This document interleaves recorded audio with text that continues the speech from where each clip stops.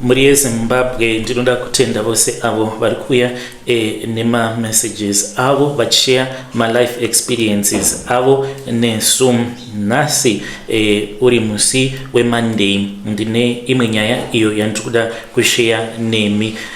Message iyo yandakatumidzirwa ichibva kune umwe mudiwa mutereri wedu hanzi ndine 64 years ndava nemakore hanzi 25 years iro rinogorera 2026 hanzi ndinenge ndatova ne25 years kubva zvavakasvikamo muUK chi 64 years vane nyaya yavo iyo yavari kuda kuti ndinge ndichizoshare nemi. Yakamira sekudai hanzi makadi yenyu mukoma, please post my story asi ndine urombo nekukuunzirai mutoro unorema kudai, asi vanhu vepano paYouTube ndimi mutori hama dzangu, handinawo hama nditori nherera chaiyo. Baba vangu vakashaika ndichiriwo mwana mudiki, zvinhu zvikabva zvachizotorwa amai vangu ndokubva vachizoroorwa kudaro. Gore randainge ndichifanira kuti ndege ndichizoenda kunogara naamai uko kwavainge vakaroorwa. Amai vakabva vachizobatwa vaine best friend yemurume uyo ainge avaroora, vatochata vakabva vachizobayiwa nebanga pauro.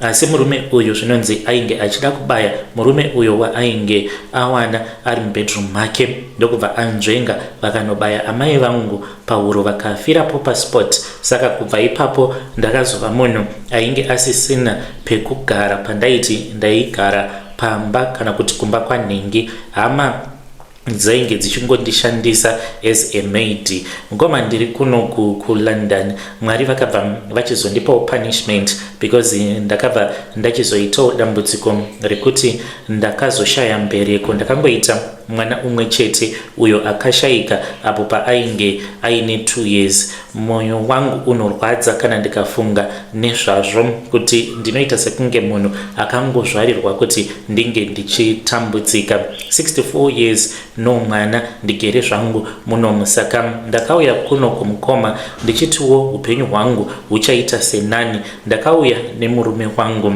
tainge tichitoriwo vezera rechidiki tichiti tiri kuda kuti tinge tichizovaka ramangwana redu rakanaka. Saka takaita makore tichishanda ende taishanda tisingazorore. Taiti zvimwe kuda nekufamba kwenguva Mwari vainge vachazotipa mwana, tichishanda mashift usiku nemasikati. Ndichiti ndiri kushingirira kuti tinge tichirongawo ramangwana redu tichiti you never know kuti Mwari vachazotipa vana zvaita sei. Ende ndainge ndakati kana zvikaramba ndozongoita hangu zvekuadopta mwana. Saka mari sezvo tainge tichingoshanda taiisa mari panzvimbo imwe chete, ndainge ndakangozviudza kuti mari yose yandinoshanda ndinongoipa murume wangu. Ndaimuvimba ende ndainge ndichimuda. Ndaizviudza kuti murume wangu ndiwo upenyu hwangu because ndiye ainge atori hama yangu, sezvo inini hama ndisina. Ndakaramwiwa nehama dzangu mushure mekunge amai vashaika. Hama dzikabva dzaramba kundichengeta, vaindichengeta, vaindishungurudza pandainge ndichigara pamba pavo zvekuti ndinge ndichizongotiza. Saka ndakabva ndachizoti kune murume wangu mushure mekunge mwana wedu ashaika kudhara, ndikati ndinoda kuti tinge tichidzokera zvedu kuZimbabwe, but akaramba. Chakazondishamisa all of a sudden murume wangu akazongotanga zvokungoronga zvekuti tinge tichiita relocate tinge tichizobva kuno kuUK. Ndikabva ndaramba ndikati ingawani paya pandakamboti ngatidzokerei kumusha, makaramba. Iko zvino zvesei mava kuda kuti tinge tichiita relocate kuZim zvechipitipiti kudai? Handina kunge ndakaziva kuti vainge vakatotsvakirwawo mukadzi nehama dzavo. Handina kunge ndakaziva kuti vanhu vandakabatsira muupenyu kudaro, because kana dziri sehama dzavo baba ava ndakadzidzisa. Hapana ane mwana wandisina kuendesa kuchikoro because ndaivaudza kuti education is the key. Kana mwana akava akadzidza anokwanisa kuzoenda kwaanenge achida kuti ange achizoenda. Nyaya yekuita relocate kubva kuno kuUK yakatanga kutsviriridza mushure melockdown yeCovid. Murume wangu akatanga zvakangochinja. Akati tikufanira kuti tinge tichidzokera kuzimu, upenyu huri kumusha huri right. Tarira uone kuti vanhu kunoku vakafa sei munguva yeCovid. Let us relocate, tidzokere kumusha. Saka ndakati no, ngatimbomira because inini handisati ndava ready kuti ndige ndichienda kunoita settle down kuzimu. Akati mari yatiinayo tinofanira kuti tinge tichiishandisa kumusha, totovaka musha. Kuvharwa kwandakaitwa mukoma ndakanzi pari kuda kuti pange pachizovakwa musha and plot tainge tagara tiinaro. Saka akati tichatenga materials then tobva tavaka zimansion redu kumaruzevha kwavo ikoko. Saka ndaitoda kuti ndinge ndichiita izvozvo, but pane zvimwe zvinhu zvakambotaurika kumashure. Ndichingona kuti hama dzake idzo dzine kakunyunyuta kuti tasvika pakuchembera tisina mwana. Inini nemurume wangu we are of the same age. Saka ndakaramba ndikati hazviite nehama dzako tikazonogara kuvillage ikoko unozotsvakirwa mukadzi ndisingazvizivi kuti ainge akatotsvakirwa nechekare. Ndikati no, inini ndinoda kuti tinge tichigara kuno kutakura. kuZimbabwe hatizowani medical help seyatinowana kunoku kumusha kunorema kurarama. Asi murume wangu akaita kundi manipulator, aipfugama achindiratidza mavideos epano pamaYouTube evanhu vane maprazi. Pane rimwe video so iro raakandiratidza reumwe mukadzi uyo akange achiita zvekupfuwa huku. Video iroro mukoma ndo rakaita kuti moyo wangu unge uchizovhurika, ndinge ndichizoda kuti tinge tichizoita zvekuupgrade kuplot kwedu. Akanditi ndichakuitira zvose zvaunoda, ndini ndichange ndiri pamberi pazvose, iwe unokwanisa kuzorora zvako ende handina kuti tichavharisa upenyu hwekunoku kuUK, it will be up to you. Asi inini ndichange ndichizotungamirira ndiri kuzimu. Ndakazobvuma mukoma Nashi, mainge muri muna 2023. Ndikabva ndati zvakanakai baba vevana, imi michitungamirirai muri kumberi. Ndakabva ndamupa mari, akatora mari imwe yepension yakawandisa mukoma Nashi zvekuti kana ndikazvifunga so vana chiremba vari kuti ndisanyanya kufunga nezvazvo nekuti zvinoitika muupenyu. Ndinofanira kuti ndinge ndichisevha upenyu hwangu. Ndikaramba ndichingodzamisa pfungwa ndinokwanisa kubatwa kana nestroke ndikafa, but zvakafanana because chekuraramira hapana. Ndakangotukwa kubvawo ndichiri mwana mudiki. Saka ndakangoti torai mari yepension, mari yemasavings nedzimwe mari dzatainge tingori nadzo. Saka ndakamuisa pamberi pazvose. Ndaingonzwa zvichingonzi imba haiwa, imba iri kuvakwa, imba iri kuvakwa. Zvechokwadi kuprazi kune mastructure awo akasimudzwa, but handina kunge ndakaziva kuti kwainge kwatova naamainini. Saka muna 2024 ndipo pandakabva ndachizosimuka ndichiuyako kuZimbabwe kuti ndinge ndichimboona kuti maprojects acho ari kurana maprojects awo ari kuita kuti asakwanisa kuuya kunoku kuzondiona nguva dzose, because ainge ava kutombogara zvema 4-5 months munhu akangochiona ariko kuZimbabwe. Saka ndakati ndinofira kuno ndiri ndega nechando, murume ari kuZimbabwe. Kunyange takura kudai, ndakasvika kuHarare ndikatorwa nemurume wangu ndokubva tachizomboenda tikanogara kumba kwevamwe vatete kuMount Pleasant. Ndipo pandakabva ndachizotanga kungonzwa nemakuhwa. Kuti mumhuri kune vamwe vanhu vaya vanenge vachitoda kutoti unge uchitozviziva. Saka vamwe veukama, hama dzemurume wangu, vainge vasina mafone numbers. Vamwe vaingoya vachiti gogo tipei manhamba enyu toda kuzotaura nemi. Ndakazoudzwa kuti patori nemwe mukadzi mudiki. Mukadzi uyu iye ane 30 years. Mukadzi uyu panguva yacho iyoyo zvainge zvichinzi ane pamuviri. Nhumbu iyoyo yakazobva. Nhumbu iyi kubva kwayo kwayakaita mukoma, ndiri kuzvidzwa, ndiri kushorwa nehama dzemurume wangu, vanhu vandakabatsira muupenyu ndichibhadharira vana vavo maschool fees. Nhasi uno ndivo vava kuti ndiri muroi, vari kuti mwana iyeye ndini ndakamudya. Pandakadzwa nezvazvo ndakachema, saka ndakazongodzoka kunoku. Ndadzoka kunoku ndo pandakatanga kuita depression, ndikatanga kurwara. Ndakaadmitwa kuchipatara nekuda kweBP. Ndaiti ndakarara so ndainzwa kuti muviri wangu uri kuita kubhoila, kuita kunge munhu aiswa mudhamu rine mvura iri kubhoila. Saka ndakabva ndabatwa zvekare, ndanga ndagara ndiine chirwere chemwoyo. Izvi zvakabva zvachizoita kuti ndinge ndichizova worse, because pose pandinotanga kufunga ndinonzwa kubayiwa sekunge munhu ari kubayiwa netsono muchipfuva chake.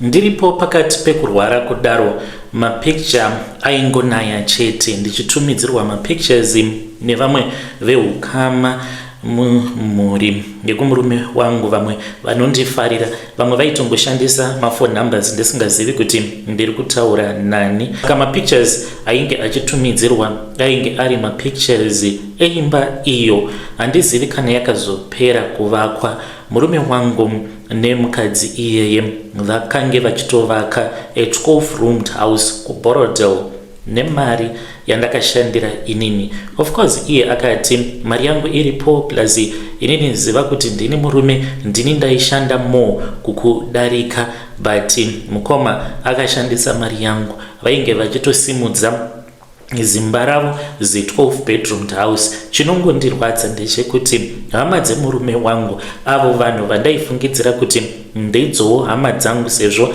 ndiri nherera, but vanotondishungurudza kusvika muzuva ranhasi. Vanoti ndini ndakadya mwana wemuroora wavo mutsva. Kubvira ipapo upenyu hwangu mukoma huri kungorwadza. Ndine BP, ndinorwara nechirwere chemwoyo zvakanyanyisa. Ndinongoswera ndiri pano pamaYouTube kana ndikateerera nyaya dzevamwe vanhu ndinobva ndaita senani, sekunge itherapy kuzivawo nekunzwa zvinenge zvichiitika munyika. Mental health yangu handitauri, nditori panguva yakaoma. Ndinongogara ndichichema nguva dzose, ndinonzwa ndichizvidzika mupfungwa dzangu, ndichizvidemba nekuzvituka. Murume uyu iko zvino zvekutaura kudai haako kunoku kuUK, ariko kuZimu. Ndakambonzwa zvichinzi ari kugarako kuMount Pleasant kwavatete, but anokwanisa kunge ari kutogara somewhere else nemukadzi wake, vachidya mapounds andakashandira muno muUK ndichibuda ziya kushandisa ropa rangu. Hazvina hazvo basa, Mwari ndivo vanoziva. Vachazongoonawo nhama yacho. Kana ndafa zvimwe kuda ndichazomukawo chipoko kuti vange vachizondiripa. Shuwa dzinza rose vangandigarira dare rekuti ndinge ndichirwadziswa nezera randava naro. Iko zvino zvimukoma ndinogara ndega. Dzimwe nguva ndinombonzwa kubvunda kupindwa nechando, not kuti ndinenge ndichitonhorwa, but ndikatanga kufunga kuti nezera rangu iri kokana kuri kunzi ndikangodonha pasi ndikatanga kurwara ndiri ndega, because ndinongogara ndiri ndega mukoma nashi.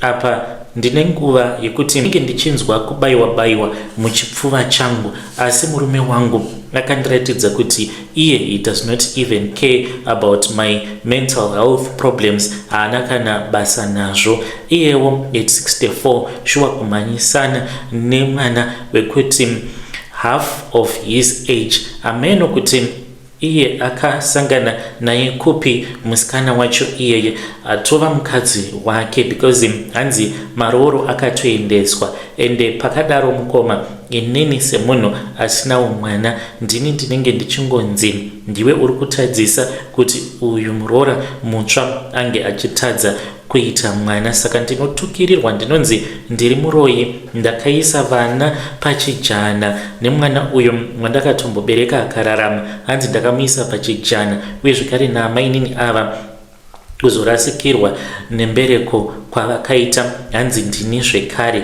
Saka ndiri panguva yakaoma, asi kana ndikafa vachazviona zvavo. Vedare ndo message iyo yandakatumidzirwa ichibva kuna vanzvadzi vedu. Zvakangooma hazvo veduwe, hanzi kana ndikafa vachazviona. Pakaipa itori ngozika iyi. iri kutogadzirwa apa. Hanzi a 12 bedroom house iyo iri kuvakwa kuBorodale. Hanzi zvimwe kuda yakatopera. Hanzi patori nevamwe vanhu vemudzinza avo vanotonditumidzira maupdates kuti iko zvinozvi kuno kusituation yakamira yakadai. Hanzi handina chandainge ndichitomboziva kuti kwatova neumwe munhu vanhu vainge vasina mafone numbers angu. Pane vaingoya vachiti tinokumbirawo mafone numbers enyu kupa kwandaiita vanhu. Hanzi ndo pandakazobata information yekuti kwava neumwe munhu ariko ende hazvina kumborambwa. Hanzi dare remhuri rainge rakatogarwa nechekare vakasarudza kuti ndo zvinofanira kuti zvinge zvichizoitika.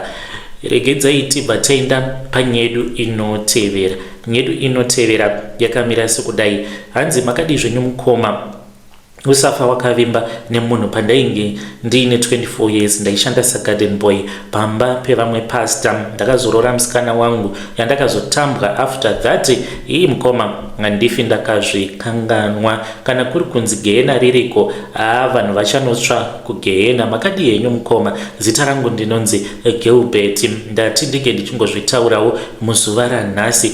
Pamwe moyo unokwanisa kuzopora, zvimwe kuda shungu dziri mumwoyo mangu dzinokwanisa kuzopera, kunyangwe ndakazokwanisa kuzorora umwe mudzimai. Mainge muri mugore ra2004 apo pandainge ndichishanda sagarden boy ndikazopfurirwa kuti ndige ndichizoramba mudzimai. Ende nanhasi uno ndine bitterness nekuda kwezvakaitika, kunyengerwa nemunyengeri. Panguva iyoyo ndainge ndiine 24 years. Ndainge ndiri garden boy pamba peumwe mufundisi ainge ari mukuru wekuchechi kwedu. Izvi zvakazoita kuti ndinge ndichivenga stereki kuenda kuchechi. Ndinonamata zvangu mumba zvakandikanganisa. Apa ndaiva munhu ainge ari very active muchechi because I am very social, but ndine trauma yandinotoda kutoti imi vanhu vanoenda kuchechi munge muchitondibatsira, because kuchechi ndine shungu dzekuenda kuchechi ndichiungana nevamwe tichinamata Mwari wedu tiri pamwe chete. Saka ndainge ndiri garden boy wava mufundisi tichigarawo kunzvimbo kunogara vanhu vane mari. Vamufundisi ava vainge vaine mari, vainge vaine mabusinesses avo, asi vainge vaine humwe hunhu hwavainge vakahwandisa. Vainge vakafirwa nemudzimai wavo. Saka inini ndainge ndichigarapo pamba ipapo. Ndakazotanga kudanana nomwe musikana uyo akazotanga kuya kuchechi kwedu akazotongondida mushure mekunge ndamupfimba. Zita rake ndichamuti Rudo. Rudo uyu ainge ari musikana ainge akanaka chaizvo, ende ainge ari munhu ainge akazvininipisa. Vamwe amai elder ndo vakatoita kuti zvinge zvichiita vakandikurudzira kuti ndinge ndichizomutora Rudo uyu ange achizova mudzimai wangu. Vakati kwandiri, kunyange ukaiswa pasi peshamu asi gara watora musikana, because zvaizvezvi handione sekunge unokwanisa kuiwana mari yekuti unge uchienda kunomuroora nekuzochata. Asi kana ukagara wamutora uchaiswa pasi peshamu, tinokwanisa kuzotokubatsira sechechi, because inini kuchata kwandakaita mukomana ndakachata kuburikidza nemadonations emuchechi ndikabatsirwa nevanhu vemuchechi. Ndakaroora musikana wangu Rudo, tainge tichigarapo pamba pavamufundisi ipapo. Vamufundisi vaingopindira pane zvose. Kana pamuchato wangu handina kana madecisions andakakwanisa kuti ndinge ndichiita. Ndakaramba ndikati zvinoita here kuti tinge tichizonzi taita honeymoon yedu tiripo pamba pavamufundisi. Vakati handiti munenge muri main house. Saka tabva pahoneymoon yedu vamufundisi ndo pavakatanga kuzevezera munzeve dzangu vachiti, Gilbert mwanangu, Mwari vari kundiratidza zvimwe zvinhu zvainge zvakavanzwa kubva kwandiri nekubva newe, because iwewe ndinokuona sekunge uri mwana wangu.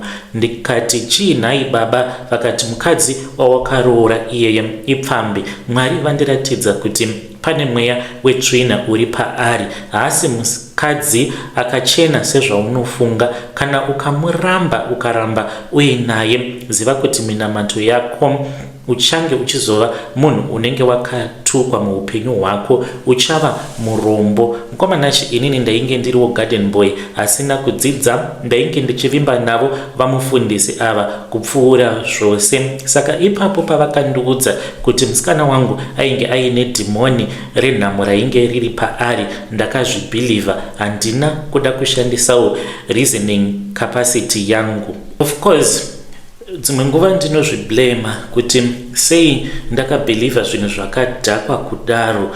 After that ndobva ndachizoona munhu aine mudzimai wangu, but panguva iyoyo ndainge ndisina exposure yekuziva kuti vamwe vanhu vatinoti vafundisi, vanhu ivavo vanenge vatori nemweya inenge isina kunaka. Ndakabva ndachizotanga kuvenga mudzimai wangu Rudo. Ndaiti pose pandinodzoka kubva kubasa, kunyange palanchi, ndainge ndichiti kana ndakamutarisa ndaimuona sepfambi, sezvandainge ndakaudzwa. Vamufundisi vakaramba vachingondipa mamwe maverses emubhaibheri ekuti ndinge ndichiramba mudzimai wangu nekuti ainge aine hunhu hwainge hwakaipa. Rimwe zuva ainge ari manheru, I still remember kuti mainge muri muna August, takatanga kupopotedzana, akatanga kuchema, ndakabatwa nehasha zvisingaiti, ndikabva ndachizomurova. Ndakamurova zvisingatauriki, ndakazomudzinga pamba mangwana acho.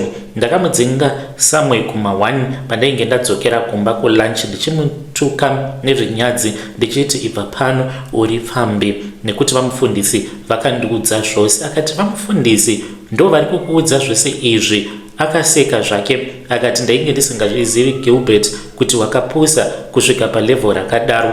Akabva apfeka hembe dzake ndokubva ndamudzinga. Mukoma nashi mushure mekunge ndamudzinga ndakadzokera kubasa. Kana munhu uchimuda unokwanisa kutombomudzinga, but ndakabva ndati munhu uyu ngandimutevere, because akati kana uchindida uchauya kuzonditora kumashops. Ainge aine cousin sister yake uyo ainge achishanda pane imwe shop kudhuze nekwatainge tichigara. Akati ndokwandinenge ndiri ikoko, because kwekuenda handina, plus takachata kaisu, hapana paungangondidzinga zvikudaro. Mukoma ndakati ndiri pabasa ndakatanga kurwadziwa, ndichiti asi mukadzi wangu ndambomuroverei. Ndakabva ndachizobuda, it was somewhere kuma 5 p.m. kwainge kusati kwatombosviba mukoma, pandakasangana nemashura iwawo. Ndichifamba mukoma ndo pandakabva ndachizoona motikari yavamufundisi. Ndikati kuva mufundisi vakapaka musango kudaro chii? Vainge vakapaka mune imwe dust road kudhuze nekune kamwe kasango. Saka ndakabva ndatanga kufamba, handina kufamba mudust road, ndakaita zvekudimbudzira nemusango ndichida kunotaimira, ndichida kuona kuti vamufundisi vari kumboitei musango, because motikari yavo ndakaiona ndiri kumain road. Saka pandakati ndichifamba ndava kuswedera padhuze nemotikari yavo, ndo pandakaona vamufundisi vainge vakatogara naRudo, vakatogara. Rudo ainge akatovamwendikira, ivo vachitomunyaradza. Vakasvika pakutotsvodana navamufundisi, apa vainge vachiti kwandiri iye Rudo ipfambi.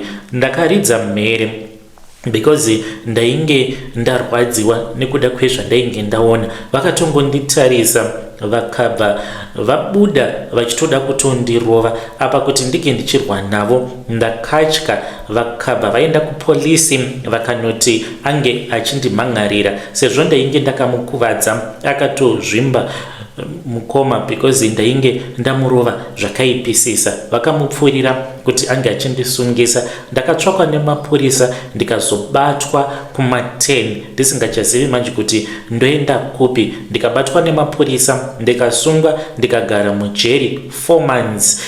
She then divorced me after ndabuda mujeri. Pandakabuda mujeri mukoma, pandakadivhoswa nemudzimai ainge atori nepamuviri pavo vamufundisi ava. Mukoma nashi, so zvinorwadza zvakaitika. Inoita sekunge ingano, but itori life history yangu yekuti ndinobatikana nayo kana ndikafunga nezvayo nguva dzose. Saka Rudo uyu mudzimai wangu akatorana navamufundisi. Chakazonyanya kundirwadza mukoma ndechekuti vakazotochata vanhu ava vari vaviri. iye akatoitwa mudzimai wavo mutsva achitodiwa nechechi yose ende akazotoendeswa kuBible school.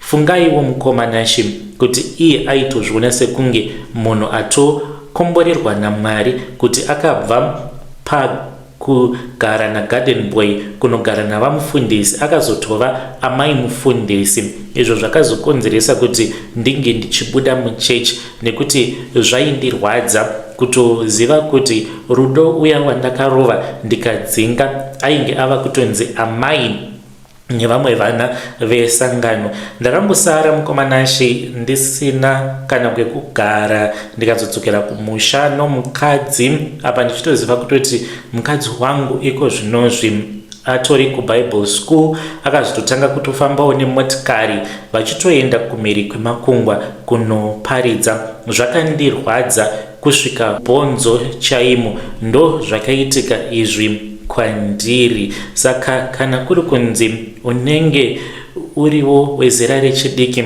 usangogamuchira mashoko ose aunenge uchiudzwa, especially kana kuri kunzi unenge waroora. Tanga wagadzirisana nemunhu wako usati waparadza musha wako. Ndakazviparadzira musha wangu asi munhu wacho akandiparadzira musha ndokubva atora zvekare mudzimai wangu. Iko zvinozvi I am above 50. Ndakazorora hangu mumwe mukadzi asi chironda ichi chinoramba kupora. Ndinotongorarama upenyu huri average. Pose pandinofunga nezvazvo ndinonzwa kubatikana. Vedari ndo message iyo yandakatumidzirwa ichibva kuna mukoma vedu avo. Ngatitaurei navo mukoma vedu ava mucomment section. Zvakangooma hazvo veduwe, hanzi ndiri kungoraramawo upenyu hungoriwo average yapakaipa. Let us try to speak with him mucomment section. Rekedzei tibva taenda panyedu inotevera. Nyedu inotevera yakamira sekudai so. Hanzi makadi zvenyu mukoma, please post my story makavika uchitupa changu ndaimboitawo zvekutengesa kikikiki kuseka nhamo serugare. Ndaitengesa nyimo muJoburg yandakazotambwa so handifi ndakazvikanganwa. Zita rangu mukomanashi inini muchatongori vanza richengetei. Musataura zita rangu because ndashandisa real profile yangu. Inini ndine makore 45 years ekuberekwa. Ndinogara muno muZimbabwe pari zvinozvi asi ndainge ndichimbogara kuJohannesburg. Muna 2015 ndo pandakazoziva kuti ndo yandakatambwa nefriend yangu. Saka muna 2012 ndainge ndiri munhu ainge achitorana kabusiness kake zvakanaka. Ndainge ndichiita zvekutengesa. Ndaitengesa nyimo, madora nedovi zvakangosiyana zvandainge ndichibva nazvo kuZimbabwe. Ndainge nditori nemarket yangu yakatosimba kuHillbrow nekumwe kunonzi kuHillville. Vana vangu ndakatovaendesa kumaboarding school kuburikidza nemari iyoyo. Ndaishanda ndisingazorori ndichichengeta mari yangu. Saka ndakazotanga kuwirirana neumwe mukadzi wandakatanga kuwirirana naye. Saka iyewo ainge achida kutotangawo business iro riri rekuti anga achizotengesawo nyimo sezvandainge ndichiita. Ndikamudzidzisa zvose. Ndaenda naye kwose kuna Zambia tichinonohodha. Tichidzoka muSouth Africa ndichimudzidzisa kuti ange achizova independent. Saka iye nemurume wake vakatanga kutengesa vose. Saka one day ndakabva ndati ndinoda kuti ndige ndichivhura shop yakakura kuRustenburg kwainge kwakazara maZimbabwe avo vainge vachishandako, vamwe vacho vachiita zvekukorokoza. Ndikati ndikavhura zishopu rangu ndinofa nemari. Ndainge ndiine shamwari yangu sezvandakuudzai. Ndakabva ndati kwaari, shamwari, ndine mari yangu yandakachengeta yandikuda kuti ndinge ndichizoshandisa kuvhura shopu yezvekudya zvekuZimbabwe. Iye akabva ati kwandiri, shamwari, plani yako iyoyo yakadhakwa. Ndikati neizve, sei uri kuti plani yangu yakadhakwa? Akabva achizoti kwandiri, kunoku kwauri kuda kuvhura shopu kana kuri kunzi mapurisa vakazokutorera stoku yose. Ndikati akati chimbomira zvokudya zvauri kuda kutengesa izvi zvakawanda, ko kana kuri kunzi zvikaora zvikasazotengwa, ita zvemabhero, hodha, hembe nemahandbags. Ndine umwe muSomalian wandinoziva, zvichokwadi ndakaenda naye kumusomalian uya ndokubva ndachizonokurukura nemuSomalian uyo akandiudza kuti aikwanisa kundihodhesera hembe dzemumabhero uye zvekare nemahandbags. Kune mamwe mahandbags so awo anenge asina kusimba but anenge akanaka, ndiwo andakazohodha iwawo mushure mekunge ndanyengerwa nemunhu wandainge ndichiti ifriend yangu. Ipapo mukomanashi ndainge ndisati ndadzidza chinonzi upenyu, ndaingoti munhu wandaiti ishamwari yangu ndaibva ndatomubvunza maadvices kuti ndoita sei, ko nditori neka 30,000. Ipapo ndainge ndiine 35,000 yandainge ndakaunganidza, yandainge ndichida kuti ndinge ndichizoshandisa kuti ndinge ndichizovhura shop. Ndainge ndakatowana shop ende painge patori nespace nekuti ndinge ndichizoita zvekubika sadza, ende kwainge kwakazara vakomana vainge vari vekumusha vainge vachiita zvekuchera goridhe zvisingatendedzwi. Vamwe ndo vainge vachishandiswa mumamaini but anenge ari mamaini anenge asiri pamutemo kunenge kuchiita zvekucherwa coal. Saka ndainge ndichitoziva kuti ndainge ndichazoita mari nekukasika. Handina kuziva kuti umwe wangu aitorwadziwa nazvo kuti munhu uyu kana akagara atongoita plani iyoyo anobva aita mari yakawanda. Iye ainge achitongoti uchaita losi, ungada kuita zvekutengesa kumakorokoza, kukana kukauya mumapurisa, munhu wenyama umutye mukoma. Mukomana acho ndakamuteerera ndichiti ishamwari, ndikabva ndati plani yangu yakadhakwa iyi, ndikabva ndachizoisa mari yangu yose kumabhero nemahandbags. Asi dambudziko nderekuti inini ndainge ndisina ruzivo nebhizinesi iri rekutengesa hembe. Pakaita mwedzi yakati wandei ndisingakwanisi kana kutengesa hembe mukoma kunonetsa. Hembe dzakaramba kutengeseka, dzimwe dzacho dzakabiwa, dzimwe dzacho ndikadziendesa kuZimbabwe vanhu havana kundibhadhara. Ndakaita loss inotyisa, ndakasara ndisina kana senti mukoma. Ndaiti ndichifamba so ndaifamba ndichibvunda nekuda kwestress. Ndakapinda mudepression yakanyanya zvokuti ndakazogumisidzira ndadzoka kuno kumusha ndisina kana chinhu. Vana ndikatadza kuvabhadharira maschool fees.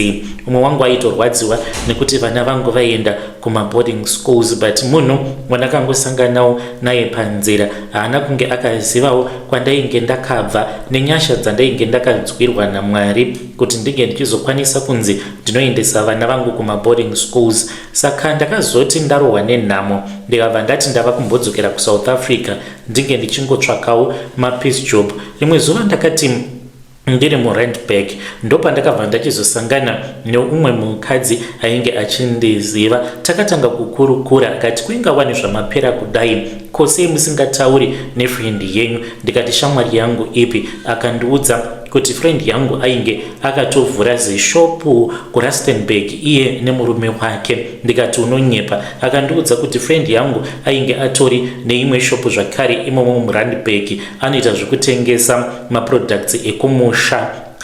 Mukoma ndikati shop yacho iripi? Akati ndinokwanisa kuenda newe.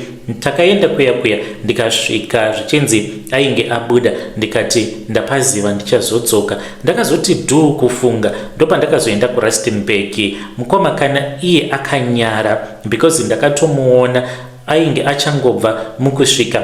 Ainge aine fortuna yake yewhite ngainake motikari iyoyo apa achiratidza kuti munhu ainge ava nemari.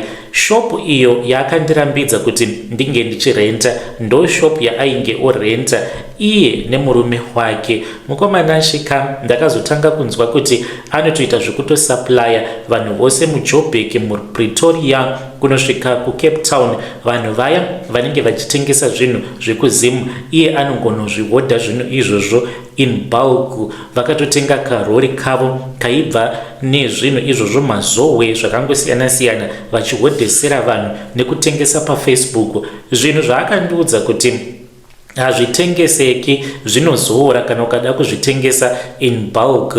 Akatongoba plani yangu akaita kuti inini ndinge ndichizoita zvemabhero, kutumwa kunofa nenzara nemhuri yangu. Iye akatongozoshandisa mukana iwoyo akandikanda mugomba rainge rakazara neminzwa neshumba rakadzika muchinyararire, akashandisa ushamwari kuti ange achindiwisidzira mugomba. Usamboudza munhu kwauri kuenda kana usati wasvika mukoma. Vanhu vane godo, ende munhu ane godo rakanyanyisa munhu anenge ari pedyo newe, nekuti haakuroi asi anongokupa mamwe maadvice ende anokuurayira vision yako. Muroi akaipa munhu anokuurayira vision, nekuti kana ukauraya vision yemunhu wamuurayira upenyu, wauraya vana vake nenzara. Anokupa advice yakaipa. Advice yaunopiwa neshamwari inogona kutova jeri rako. Upenyu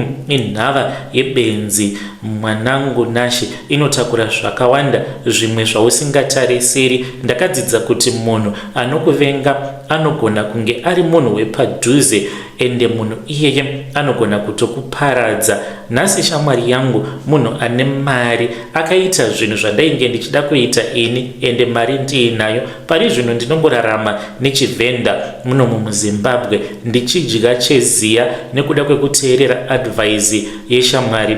Ruzivo urwu mukoma rwakauya ndanyura, ende handina kukwanisa kuti ndinge ndichizomuka. Ndakakuvara mukoma.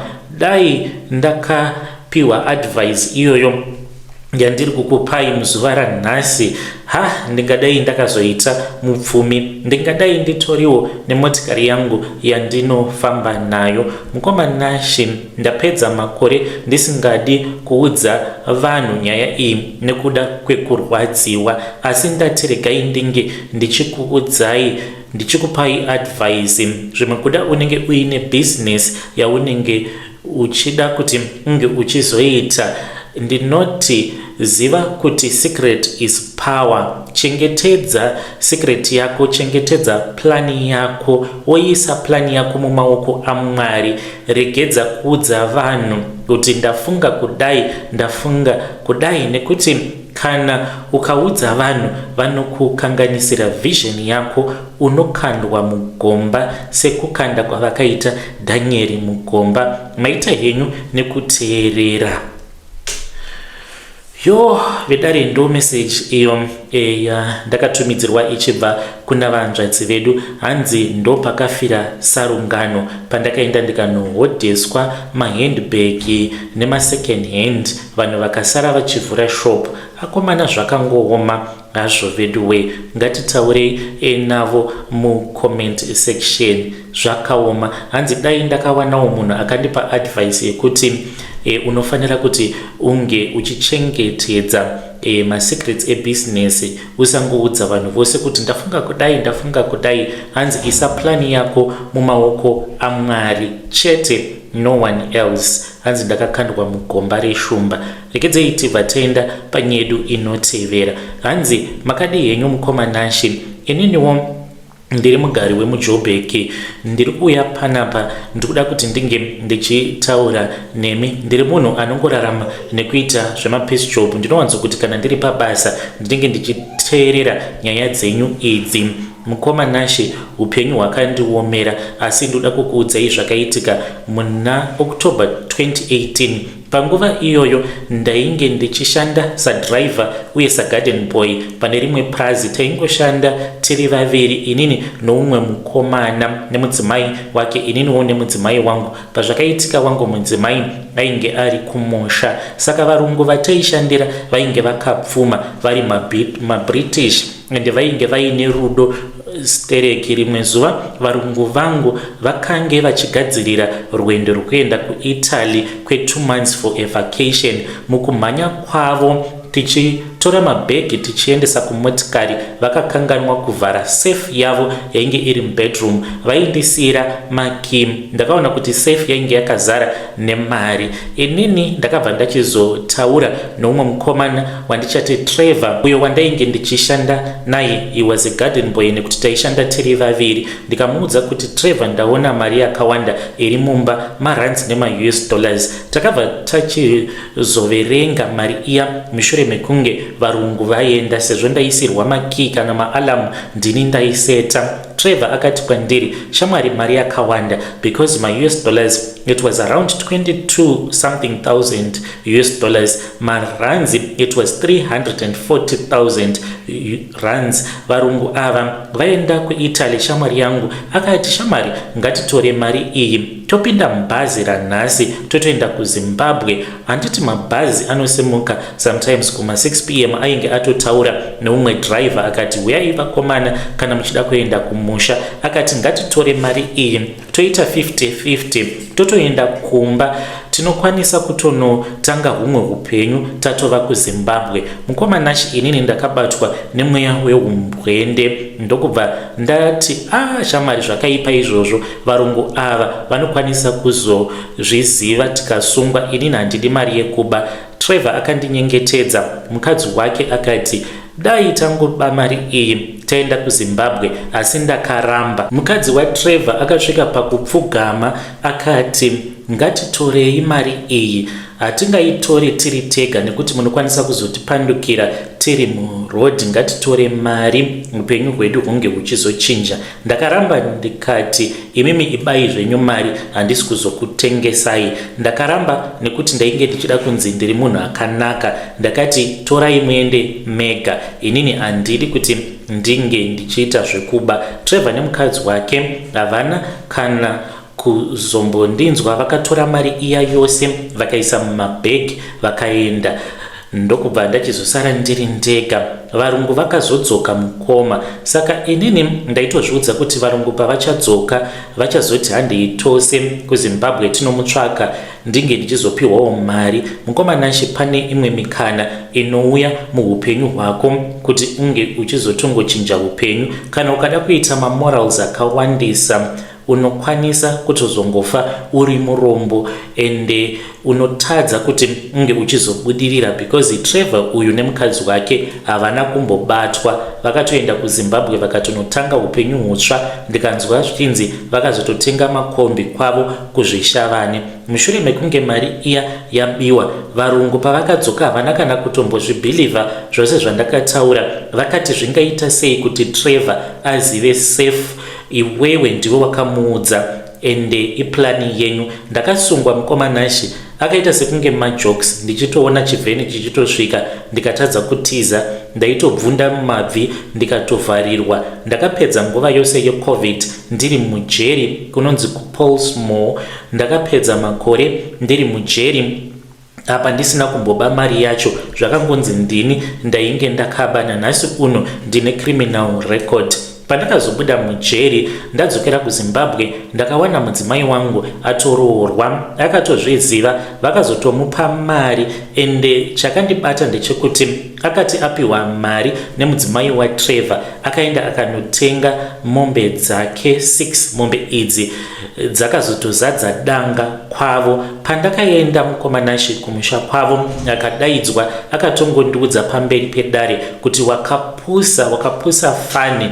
Ini handingambofi ndakagarira munhu akapusa kudaro. Shuwa vamwe vanhu vangabudirira muupenyu, iwewe uriwe waona mari yacho ndokutoparara. Vakaita marriage. Nhasi uno ndiri muJoburg, ndinoita zvemapiece job ende dzimwe nguva ndinomashaya mapiece job. Pose pandinofunga nezvazvo ndinobatikana. Mukomanashi, dzimwe nguva kungoda huonesti ka mukoma unozongofa utongori rombe usitomborina kana anything. Uyu Trevor haana kana kumbosungwa, haana kana kumbopinda mumatambudziko, ende unotoona kutoti upenyu hwavo huri kufamba. Ndakatombomuona paFacebook achitofamba neRaptor zvake. Inini ndakati handibi, iye akati ndichaba ende ini ndikazosungirwa mahala, inini ndini ndakaraswa nemukadzi, iko zvino zvindini ndinotambudzika. Ukawana mukana wakadai muupenyu, shandisa pfungwa. Usafunga kuti varungu vanokuda, varungu havana kana basa newe. Ndakadzidza kuti upenyu hauna tsitsi nemunhu anoramba mukana. Nhasi ndinofa nenzara pachinzvimbo chekuti ndingadai ndiri bosi kutaura kudai. Yo vedari ndo message iyo yandakatumidzirwa ichibva kuna mukoma vedu. Hanzi nhasi ndinofa nenzara asi ndingadai ndichitofambawo kana nemotikari dzinodhura nditoriwo murungu. Hanzi Trevor akazotonotenga makombi kwavo kwavanobva kuzvishavani. Hanzi mudzimai wangu vakamupa mari akatenga mombe, asi mombe idzi haana kudziisa mudanga rangu, akanoisa mudanga rekumusha kwavo. Zvakaitwa nemudzimai wavo zvakanaka here kana kuti kwete? Ngatitaurei nezvayo mucomment section. Hanzi kwavo kwatova nemombe dzakawandisa dzakabva pamari yandakaona inini. Hei, zvakaoma. Ngatisanganei zvekare mune zvimwe zvirongwa zvinotevera. Kana muine life experiences enyu, nguyai nawo inbox kwangu ndige ndichizoshare panapa.